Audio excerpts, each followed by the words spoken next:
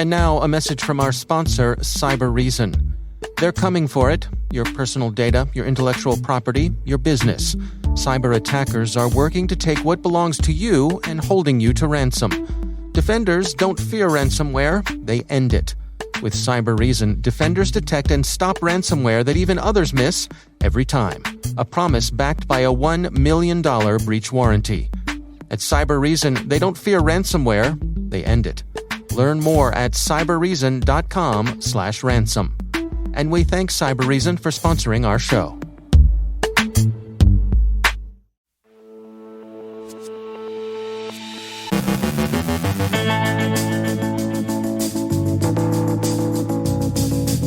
A data breach and ransomware affect an airline's customers. The Phorpiex botnet operators say they're going out of business and everything must go. New warrants for the Australian Federal Police in cybercrime cases. U.S. federal cybersecurity roles and responsibilities. Rick Howard takes on adversary playbooks. Josh Ray from Accenture Security on the Biden administration's cybersecurity executive order and what it means for product security. And Indiana warns of a COVID-19 contact tracking database exposure.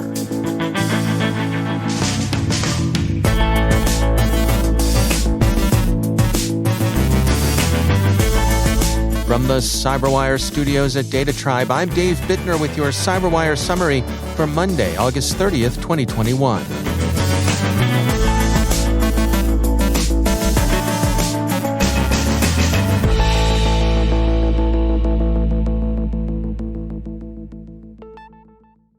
Bangkok Airways disclosed at the end of last week that it had been the victim of an attack that compromised passengers' personal information, including name, nationality, gender, phone number, email, address, contact information, passport information, historical travel information, partial credit card information, and special meal information.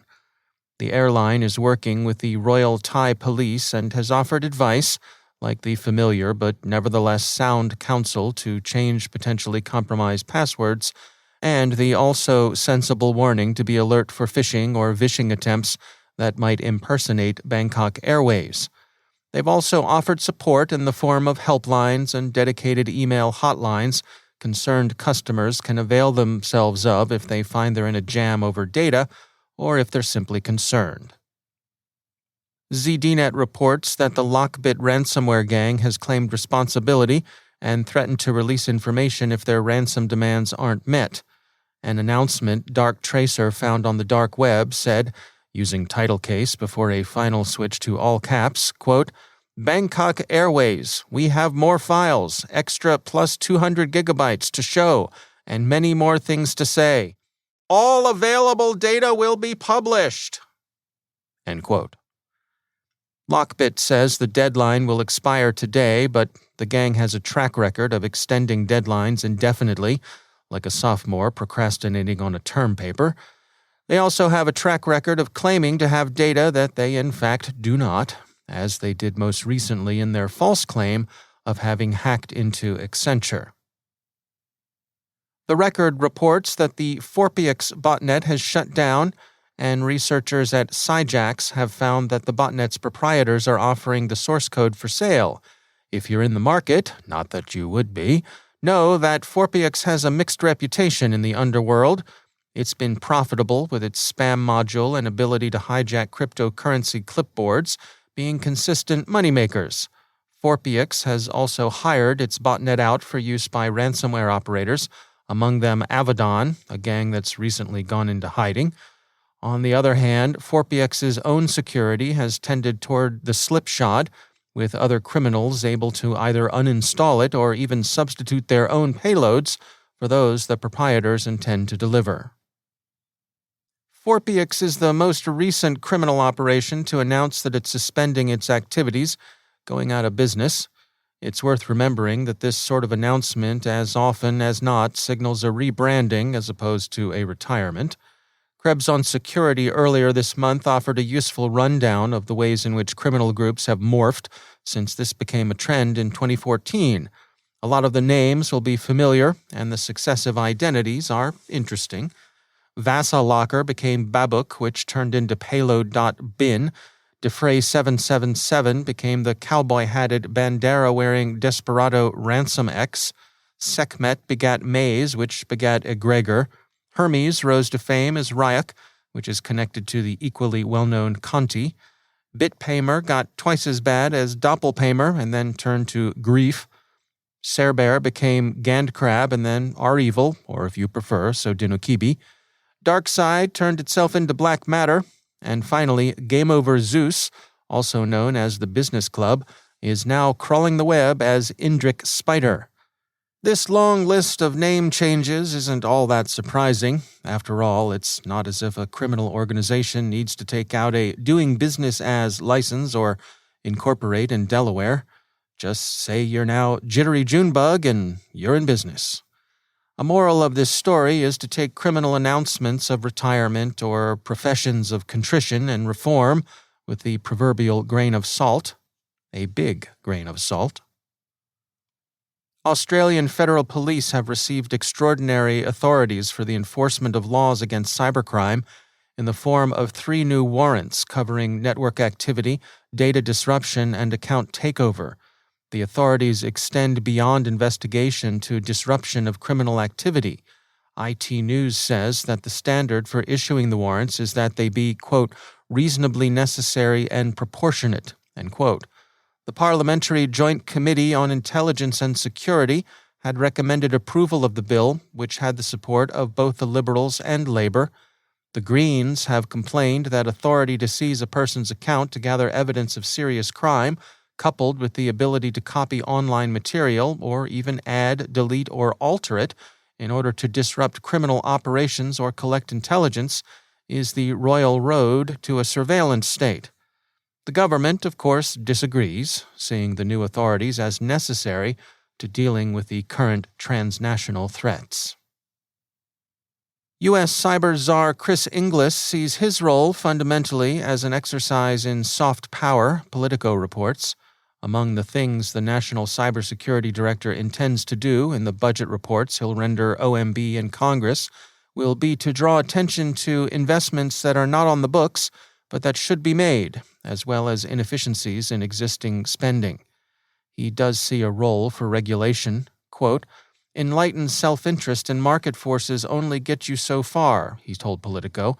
There are going to be some critical functions where we must consider to what degree is it not optional to achieve a certain standard, end quote. Organizationally, although his shop is separate from the National Security Council and subject to closer scrutiny by Congress, Inglis sees no fundamental tension between his role and that of Ann Neuberger of the NSC. Their goals can be aligned, their roles and responsibilities easily deconflicted. And finally, if you're a resident of the U.S. state of Indiana, you may well be receiving a letter from the Indiana Department of Health warning, with apologies, that almost 750,000 Hoosiers, that's what citizens of Indiana are called, we note for the benefit of our international audiences, Hoosiers. They've had some of their COVID-19 online contact tracing survey data improperly accessed. The data includes name, address, email, gender, ethnicity, and race and date of birth. The state of Indiana believes the risk is relatively low, but there's a small but real chance of identity theft, and Indianapolis wants to help all Hoosiers protect themselves.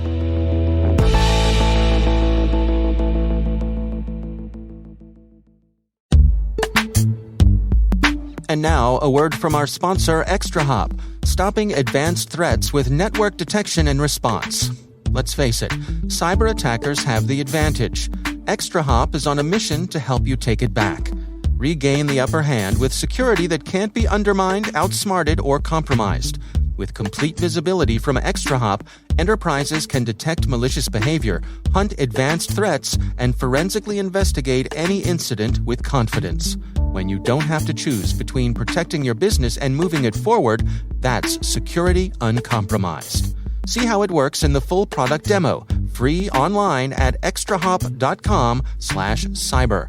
That's extrahop.com/cyber. And we thank ExtraHop for sponsoring our show.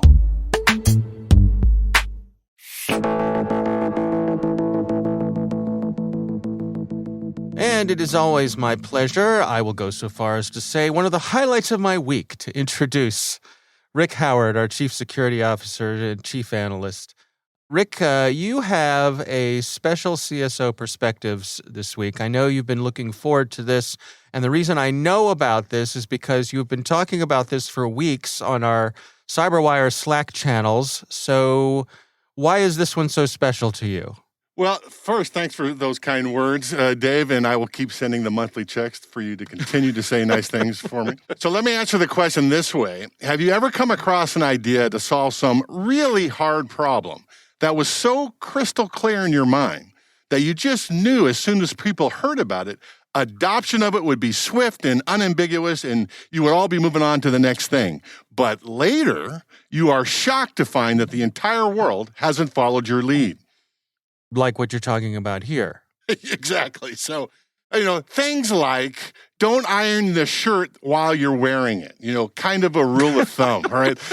And, Okay. by the way, that's an actual warning label on some clothing because somebody actually tried to do that, all right? Or how about a line from one of our favorite movies, The Princess Bride? Never get involved in a land war in Asia, okay? Seems like good advice, all right? Yeah. Or how about just take the damn vaccine already? I'm just saying, okay?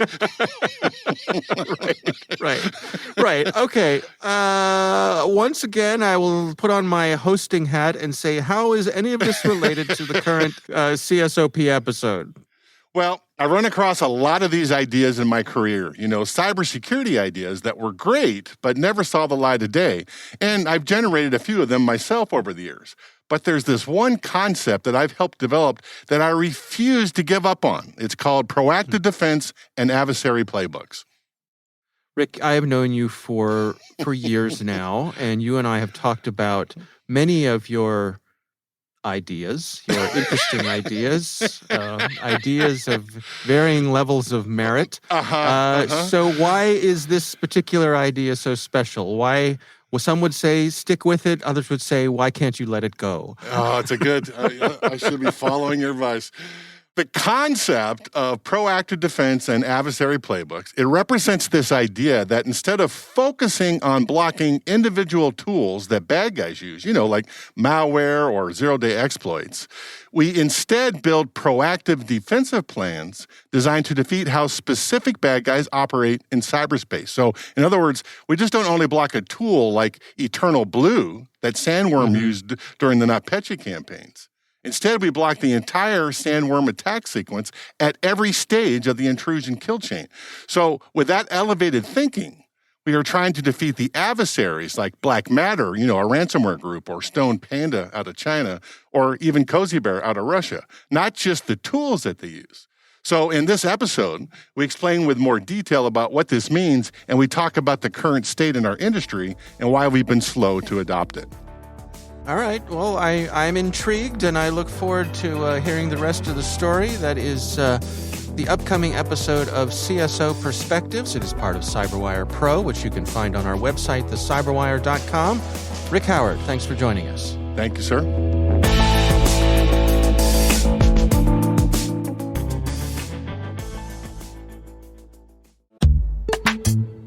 And now, a word from our sponsor, Verizon.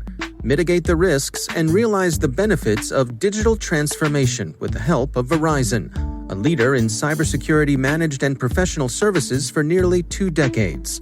From secure cloud computing solutions to advanced detection and response capabilities, Verizon helps secure data, networks, and infrastructure of many of the world's best-known organizations. Their annual Data Breach Investigations report is considered the gold standard of cybercrime research. And Verizon's leadership in network, wireless, and IoT connectivity makes it uniquely capable of protecting the ever-expanding attack surface. Let Verizon help you optimize your defenses and achieve the maximum return on your security investments. Learn more at verizonenterprise.com/products/security.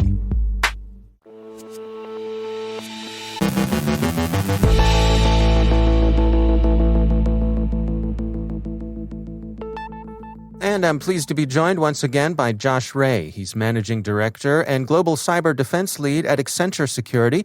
Josh, it is always great to have you back. As you and I are recording this, it's not that long after the Biden administration released their cybersecurity executive order, and I wanted to check in with you to see what in that order in particular caught your eye.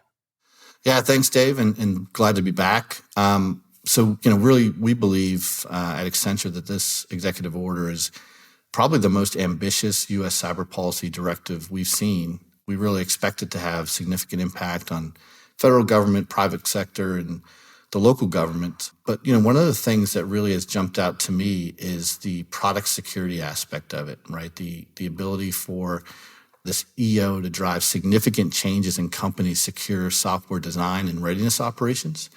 And we think that if the industry and government, really follow through on this promise, it will definitely raise a security bar for everybody, both improving the resilience for U.S. companies and subsequently, the resilience of our country at large. Well, based on what you've seen in the executive order itself, how do you suppose those specific things might be rolled out? What might we see?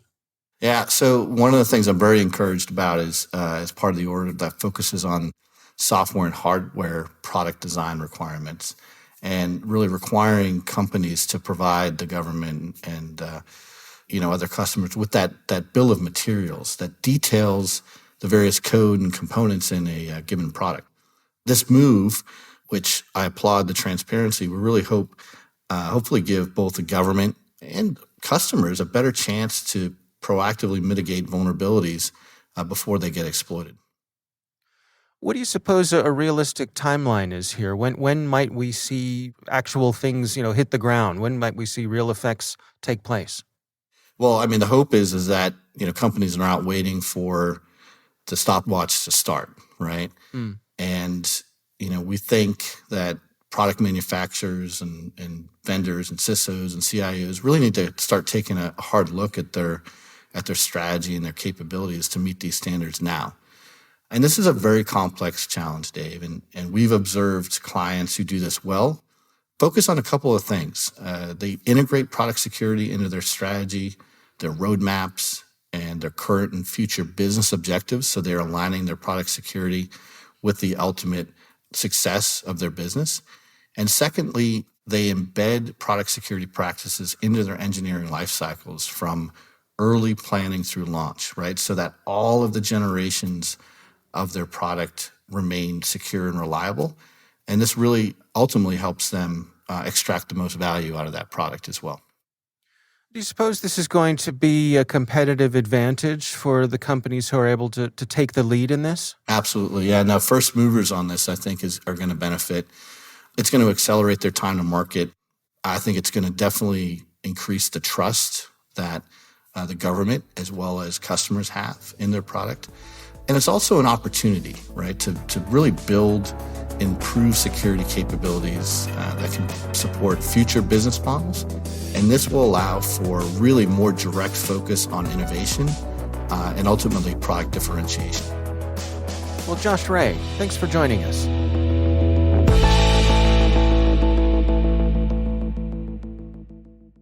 Thanks to all of our sponsors for making the CyberWire possible. And speaking of sponsors, stay tuned for a message from our sponsor, Arctic Wolf.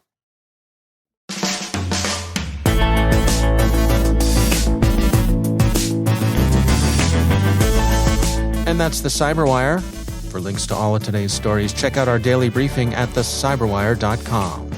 The CyberWire podcast is proudly produced in Maryland out of the startup studios of Data Tribe, where they're co-building the next generation of cybersecurity teams and technologies. Our amazing CyberWire team is Elliot Peltzman, Trey Hester, Peru Prakash, Justin Sabi, Tim Nodar, Joe Carrigan, Carol Terrio, Ben Yellen, Nick Bilecki, Gina Johnson, Bennett Moe, Chris Russell, John Petrick, Jennifer Iben, Rick Howard, Peter Kilpie, and I'm Dave Bittner. Thanks for listening. We'll see you back here tomorrow.